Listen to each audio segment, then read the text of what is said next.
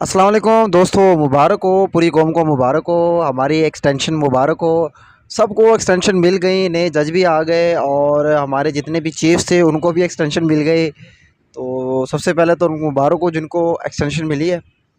अच्छी बात है, ठीक है, हो गई है। अब क्या कह सकते हैं भाई, ये तो आईन कानून में लिखा है, जब चाहे हम उसकी हम मुद्दत बढ़ा सकते हैं।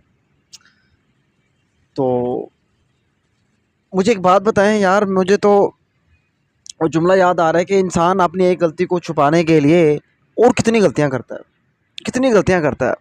याद रहे दोस्तों, ये नून लीग वाले जब भी किसी को एक्सटेंशन देते हैं या अपनी मर्ज़ी से लाते हैं तो इनका बेड़ा गर्क हो जाता है। ये हकीकत है।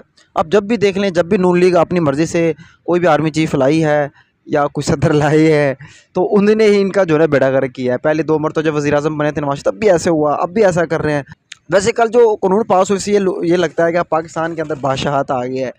अब जो हमारे जो असम्बली चाहे, जो जैसा बिल चाहे, जैसा कानून चाहे, जब चाहे बना सकती है, कोई रोक टोक नहीं है। बहरहाल किसी को उम्मीद नहीं थी कि ये ऐसा कानून भी आएगा कि एक्सटेंशन बढ़ जाएगी, हमारे चीफ्स की एक्सटेंशन बढ़ जाएगी। और किसी ने ये भी नहीं सोचा था, झगड़ा तो हो रहा था कि 17 से 25 जज कर लेंगे, 25 को रो रहे थे, लेकिन 34 जज हो गए जनाब।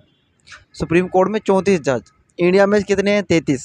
जिसकी आबादी पाकिस्तान से 6 गुना ज़्यादा है, 1.5 अरब उसकी आबादी है, वहाँ 33 जज है।